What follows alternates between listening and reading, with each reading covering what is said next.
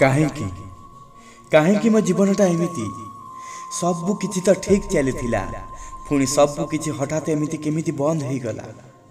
ମୁଁ ତ ଏମିତି ଚାହିଁନଥିଲି, ତାହେଲେ ଏମିତି କେମିତି ହେଇଗଲା? ତାର ହାତ ଧରିଥିଲି ମୁଁ ଜୀବନର ପୁରା ରାସ୍ତା ଚାଲିବାକୁ, ହେଲେ ସିଏ ଅଧା ରାସ୍ତାରୁ ମୋ ହାତ ଖସେଇ କାହିଁକି ଚାଲିଗଲା? ମୁଁ ତ କିଛି ଅଧିକ ଚାହିଁନଥିଲି, ବାସ୍ ଯେତିକି ପ୍ରେମ ଥିଲା ସେତିକିରେ ମୁଁ ଖୁସିରେ ଥିଲି।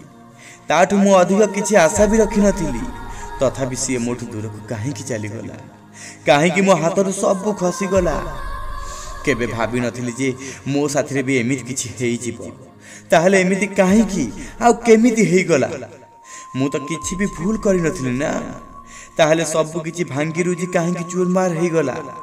ସବୁ କିଛି ମୁଁ ଠିକ୍ କରିବାକୁ ଚାହୁଁଥିଲି, ତାଙ୍କୁ ପୁଣି ମୋ ଜୀବନକୁ ଆଣିବାକୁ ଚାହୁଁଛି, ହେଲେ କିଛି ବି ଠିକ୍ ହେଇପାରୁନି।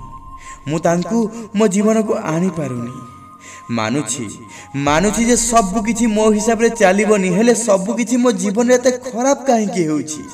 କାହିଁକି ମୁଁ ବାରମ୍ବାର ଭାଙ୍ଗି ପଡ଼ୁଛି? କାହିଁକି ମୁଁ ମୋ ନିଜ ନଜରରେ ଆଉ ଉଠି ପାରୁନି? ଭୁଲ ସିଏ କଲେ, ମତେ ଛାଡ଼ି ଚାଲିଗଲେ, ହେଲେ ତାର ଶାସ୍ତି ମୁଁ ଭୋଗୁଛି। ଯୋଉ ଭୁଲ ମୁଁ ନ କରିଛି ତାର ଦଣ୍ଡ ମୁଁ ପାଉଛି, ହେଲେ କାହିଁକି? କାହିଁକି ମୋ ଜୀବନରେ ଏମିତି ହେଉଛି?